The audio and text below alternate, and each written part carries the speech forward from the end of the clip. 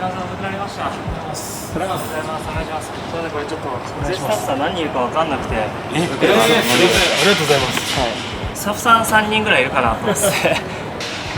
今日一日お願いします。お願いします。お願いします。よろしくお願いします。お願いします。大丈夫ですか？僕の多分密着練習しかないんでクソつまんないと思いますけど。いや、イメージしてたよりもめちゃくちゃ優しい方だなと思いました。あ、本当ですか？なんかさっきちょっと一目見た時に思ったんですけど、はい、右耳すごいですね、はい、これ。やばいです、ほんと超痛いです。嫌なんですけどね、ちょっとこうなんか耳の形が変わるの強くなったのだったら仕方ないかなって感じですね。もともと消防士なんですよね。あ、そうです。20歳の時までですね。18から。格闘技は21の代ですね。格闘技やるために上京したんで。ブレイキングダウンはなんで出ようと思ったんですか？ K1 グループで試合をしてる時に本当に格闘家として成功したかったんで、ここじゃダメかもなって当時思って、2ヶ月間ぐらいか、K1 グループ抜けて海外をこうずっと回ってたんですよ、一人で。8カ国ぐらい行ったんですよね、その時に。格闘技を続けるのかやめるのかすごい悩んで、その時でやっぱ格闘技やりたいと思って、どうせやるんだったらやっぱライジンが日本の国内の最高峰だし、ライジンでやりたいと思って、じゃあそのためにどうすればいいだろうって思った時に、ブレイキングダウンからライジンに立ってる選手はまだ一人もいなかったんで、絶対ここから俺はライジンに立てると思って、それでブレイキングダウン出ましたね。ブレイキングダウンの人たちと一緒にしてほしくないみたいなのをおっしゃってたかなと思うんですけど、はい、遊びでやってるやつらとは一緒にしないでくれっていうのがあって、僕は確かにブレイキングダウンからライジンに多分出た一番初めの人間だと思うんですけど、その後続くのが本当に格闘技やりたい人とか、本当に格闘家として生きていきたい人とかだったら全然いいと思うんですけど、ちょっとブレイキングダウンで注目集めてぐらいの暇つぶしで格闘技やってる奴らがライジンに立てるとか、そういう風に思わないでくれっていう。お前らが口出すなよって思っちゃいますけどね。僕はもうプロのルールの練習しかしてないんで、そんなもんしたことない奴らが口に出すなよっていう。でも見てる人からしたら多分僕も一緒だと思うんですよね。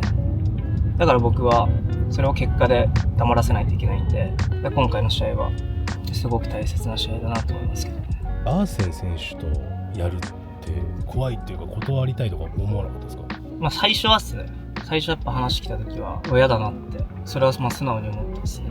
でも逃げちゃダメな仕事だと思うんで、出されたオファーを全部受けるっていう。やっぱ勝てないだろうって思われる選手だと思うんですよね。だからこれを勝ったらなんかようやく認めてもらえるというか、やっぱやってる以上応援されたいじゃないですか。やっぱ応援されながら格闘技やりたいんで、そのためには自分に必要な試練だなって思ってますけどね。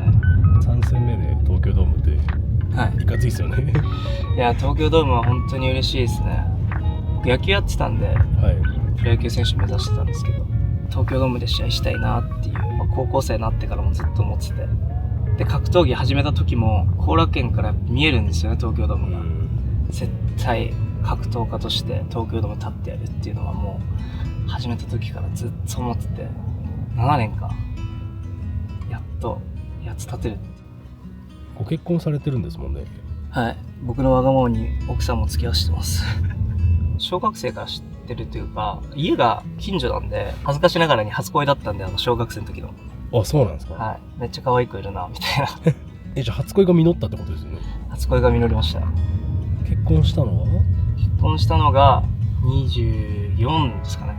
可愛いっすよ、子供。めちゃくちゃ自分の頑張る源ですね。子供の頃はどんな？ほんとマジ野球少年だったんで、高校も野球の特待で行ったんですけど、高1の冬ぐらいに肩壊しちゃって、ボール投げれなくなって。ピッチャーだったんですか？ピッチャーです。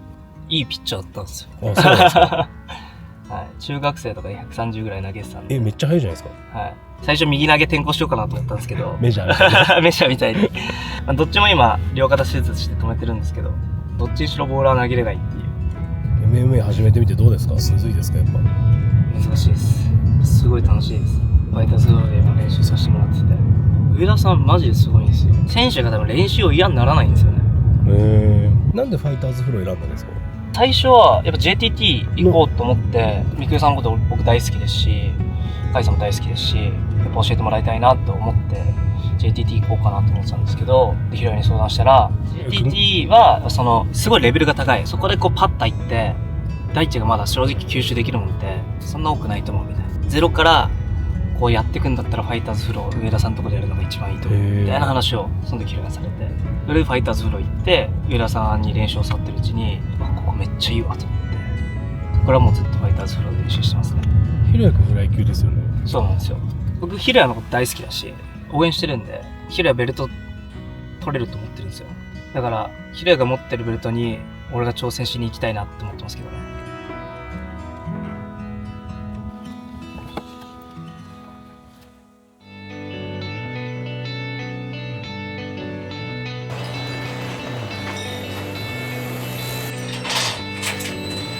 おはようございます。おはようございます。お願いします。めっちゃ綺麗と思って。あ、そうなんですか。なんか MMA 選手の時に全然話になってない。一発ね。さっきのあれだと。ワンツーです。はい。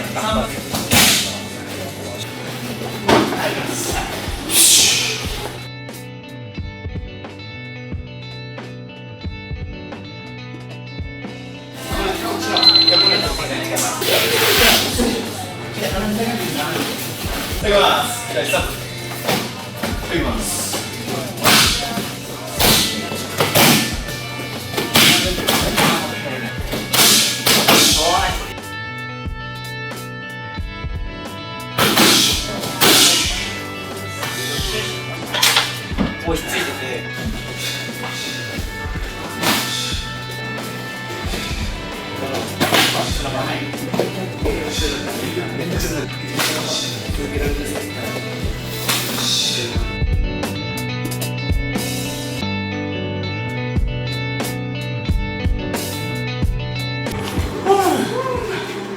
スポーツドリンクでしょ。絶対アミノ酸でしょ。なんでそこで飲ませてたんですか。いや、全部準備中だったわけよ。練習後でしょ。カロリーとしても。一応ゼロカロリーや。ゼロです。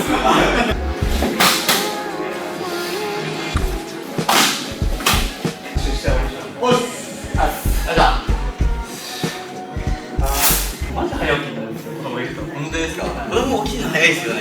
子供めっちゃ早いです。6時半ぐらいには覚醒して走り回るんで。年齢は僕のが結構上ですよね。大丈夫何歳ですか。僕28です。5個上。格闘技の世界は年関係ないんで強いやつがいないと俺が時くんよりだけ強かったら俺の荷物も強かったんだけど今はずっとまだ打撃高くないから敬語使ってますけど俺が時くんよりも打撃強くなったらお時荷物持ってよっつって10年ぐらいですかね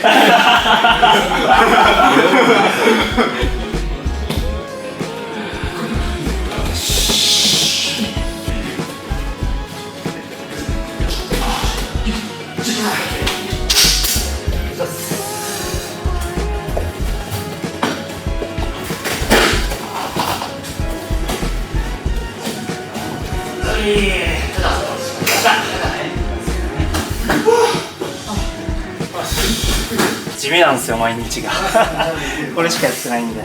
オフはあるんですか。オフ日曜だけです、はい、でも日曜日も休みもトレーニングって上田さんに教わってるんで1日12時間寝てくれみたいな上田さんに言われてるんで、だからもうオフの日はベッドから動かないで治療器つけてどんだけ眠くなくてももうずーっと一日中寝るようにしてますね。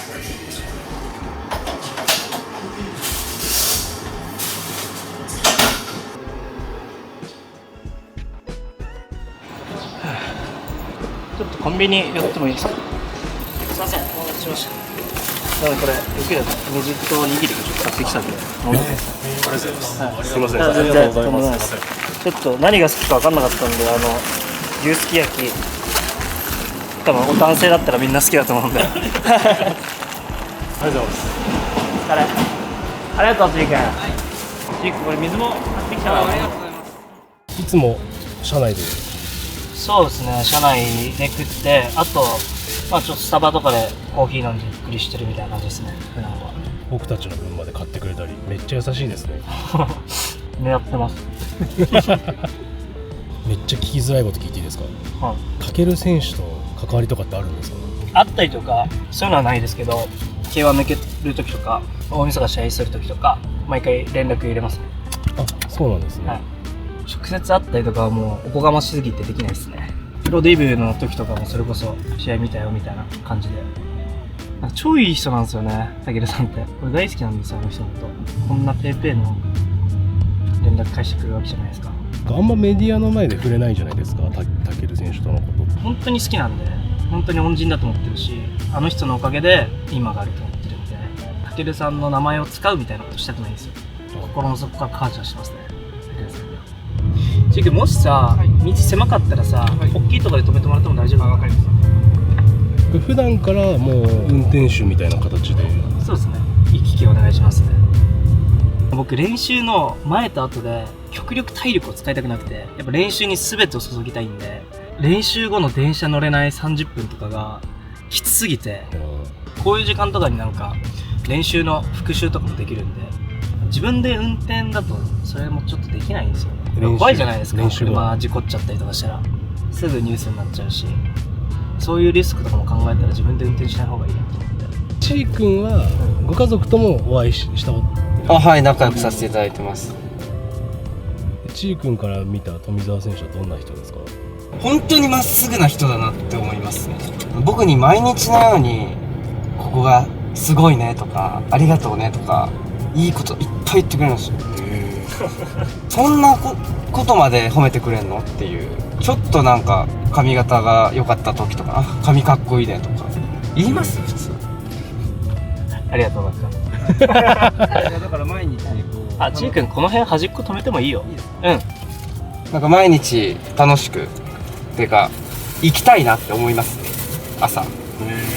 そうそう、褒めてくれるんで。ち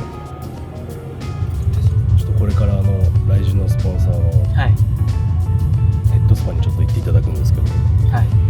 ヘッドスパとかって行かれます？いや、行かないっすね。でも興味ありますね。行ったことはあります？ないです。あ、そうなんですね。はい。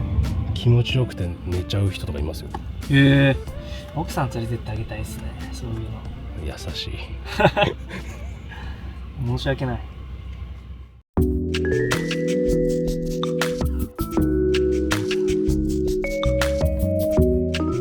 お願いします。お願いします。お願いします。よろしくないですか？はい、大丈夫です。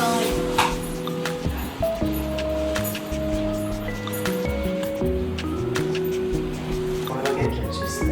20分間やっていきます。お願いします。はい。なぜ広がるかありそうですね。はい、ゴリゴリですね。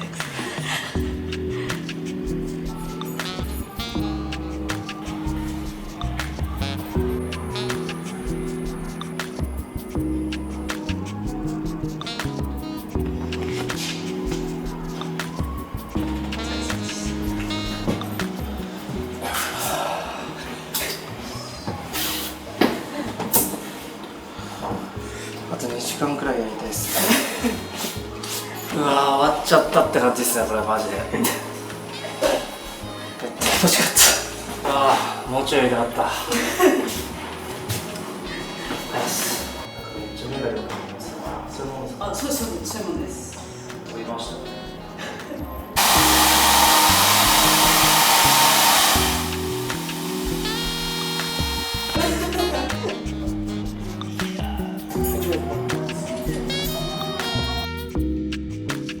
ありがとうございました。また4日も私も行くので。あ、本当ですか？はいお願いします。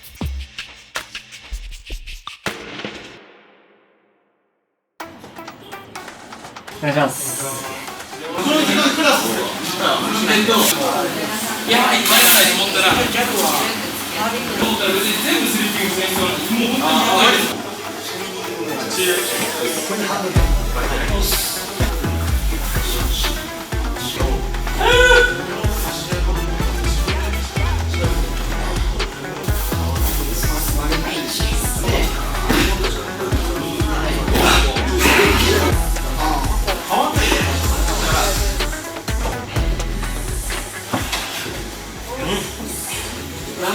時くんがレモンスカッシュ買ってた理由が分かりました。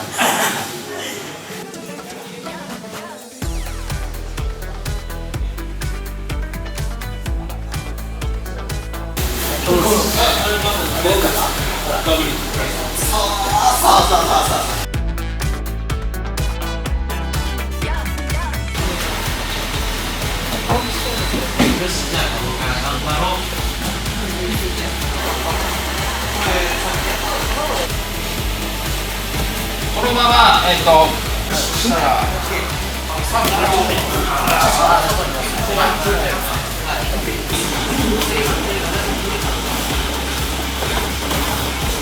右足外がいいや、右足外。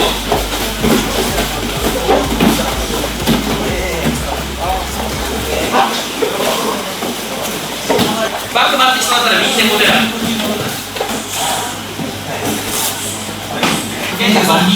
右足で腰蹴っていい。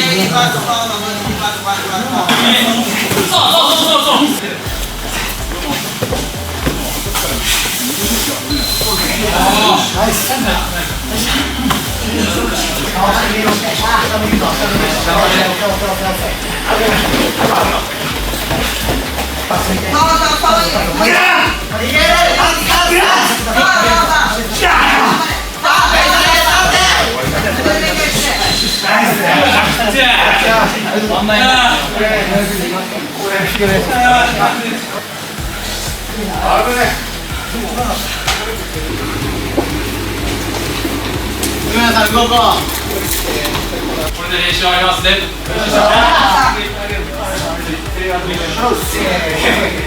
いや、なんかマジちょっと悔しいっすわ。完全なりの感覚なんですか。マジで言うこと聞かないところはこれはあるんですよ、絶対。何あるんだ練習なんで。体を戻す感動があるんで戻しやすいです。はい。外の前だと結構。ありがとうございました。ありがとうございました。ありがとうございました。いいんだけど。お失礼します。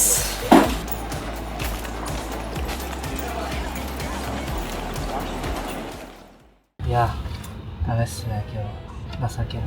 悔いが残るっすね。本当は最後の1本も入りたかったんですけど、今日はちょっとやめた方がいいって言われて、最後の1本入んないと、ちょっと自分に負けたような気になっちゃって悔しいんですよね。10年前はやっぱ消防車厳しかった。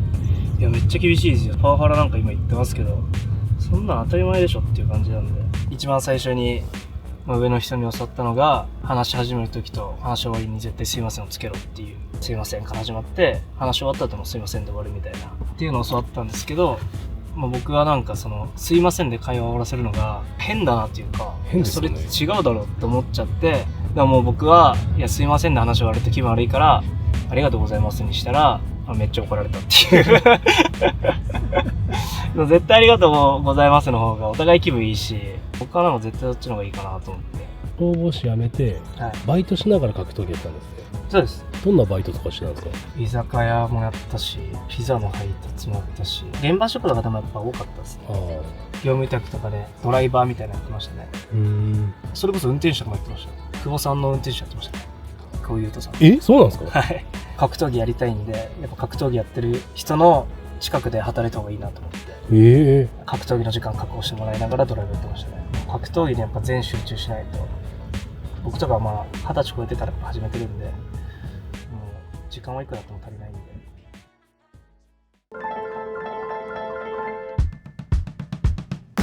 娘のお風呂も入れてくれるし、おむつも替えてくれるし、スキンケアもすっごい丁寧だし、理想像みたいな感じです。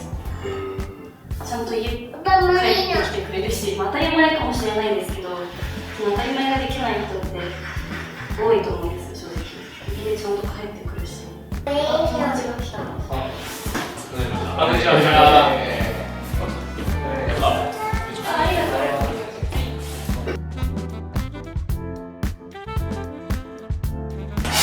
疲れ。最後楽しみですね、これが試合が。この2方が幼なじみ。こっちに一緒だよね。一番最初何だったんだろうね、俺第一のとか全然覚えてないんだけど。消防士になってからのだってその前から腰痛でなんか遊んだのかな、強制られたんだもんね。スピってる。スピって。レイキングダウン出た時はどうですか？海外に戻ってる人するじゃないですか。そう。割とすぐでは海外行ってるイメージのままだ。自分探しに行くって言って言ってたよね。そうですね。どうしても。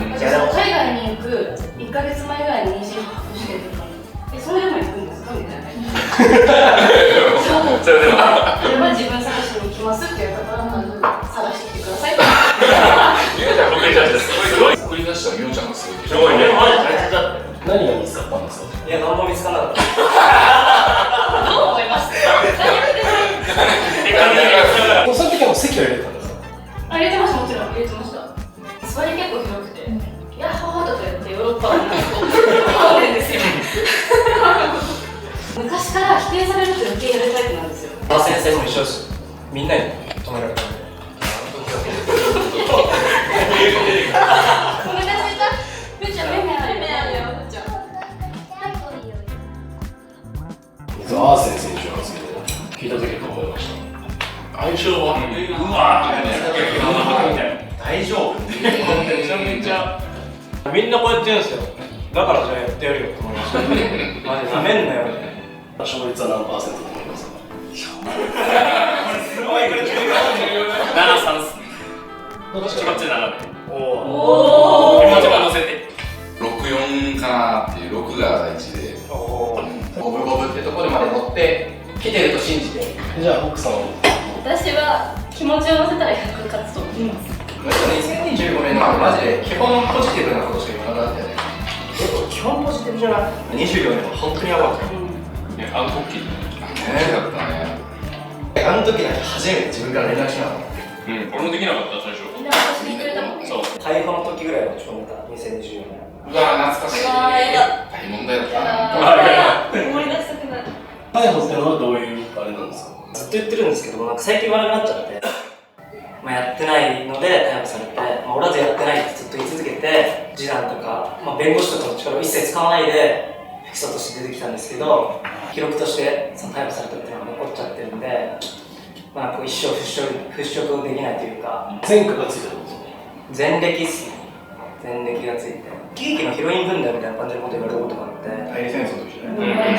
そう、それ以来多分言わなくなったんだけど、もうじゃあいいやと思って。もうなんか証明すること不可能なんで、自分でやってないっていうこと。日本の、法律だって冤罪っていうのはそういうことできなかったんで、一生俺はそういう十字架を背負っていかないといけないので。どういう経緯だったんですか？そのお酒飲んでて、僕が見てないとこで何一緒にいるやつら何人かいたんですけど、そのうちのあんた一人が、肩ぶつかったどうのこうので2人揉めちゃって、一番最初僕見てないんで分かんないんですけど、先に手出されたっていう話は当時は聞いてて、とりあえず助けに入って、消防士なんで、暴力とか使えないじゃないですか、相手がやってたとしても。でそのうちにまた別の人が来て、何か所かでこう喧嘩が起きちゃって、僕は一切その喧嘩とかせず、もうずっと止め入ってるみたいな。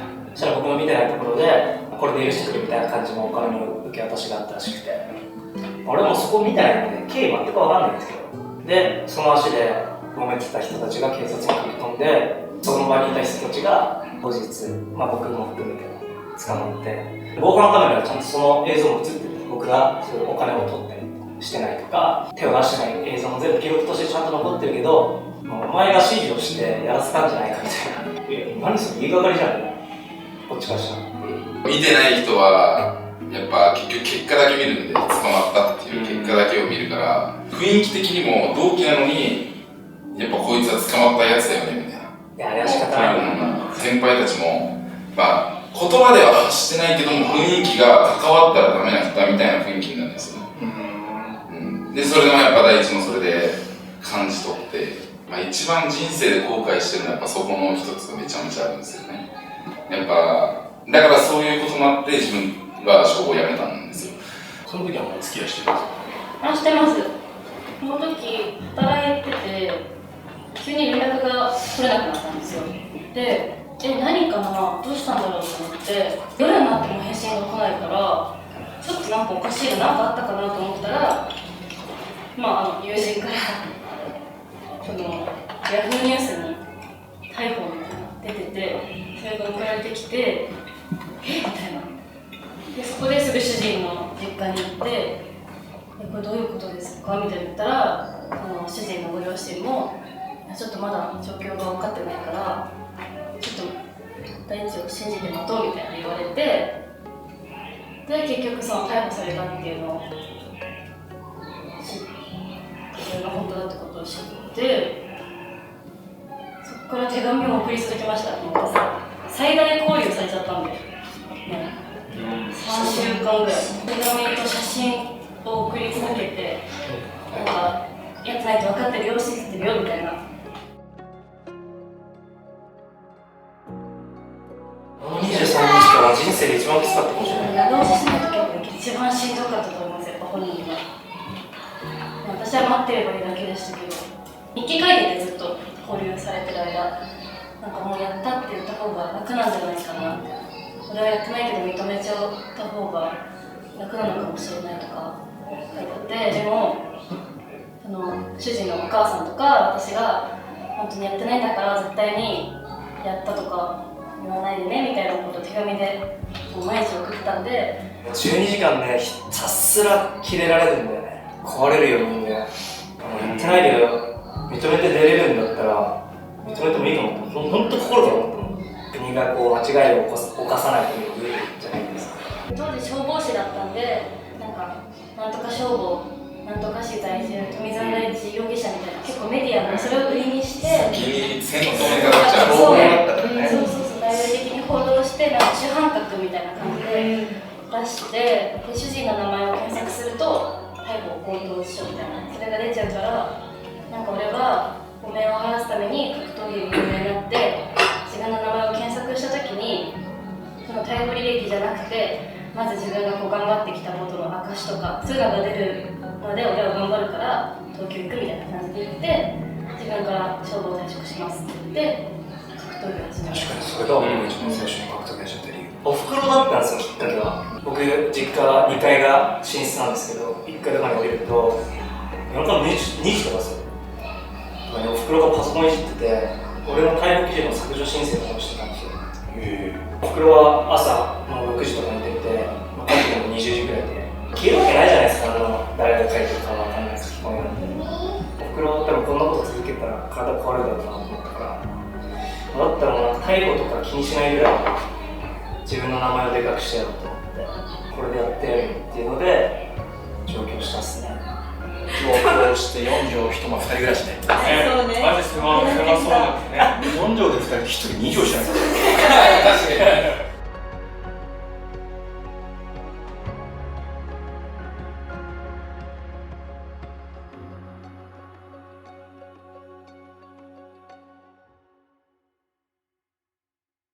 邪魔しちゃダメだよ。いや、人見知りなんだね。じゃあパパ映ってるよ。パパだ。パパだ。見てー。見てー。パパ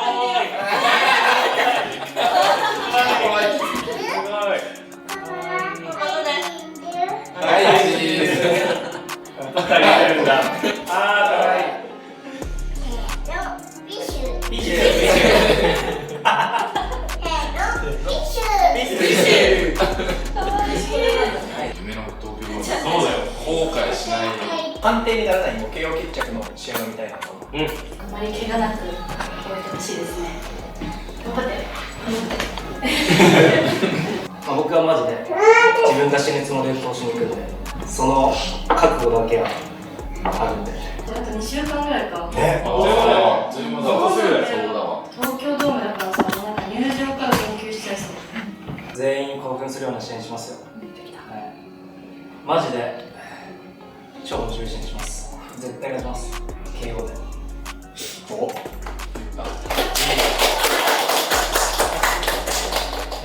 頑張れーわ。パパ頑張れー。パパ頑張れーわ。じゃあカメラ触らないで。大丈夫大丈夫。ありがとう。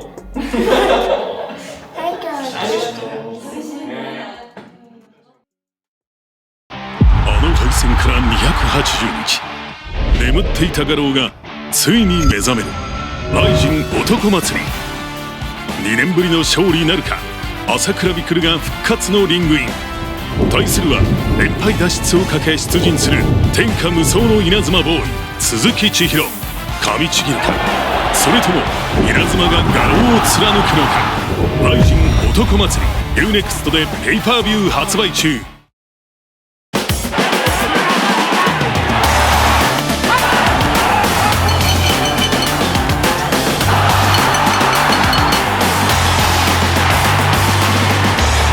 ライジン男祭り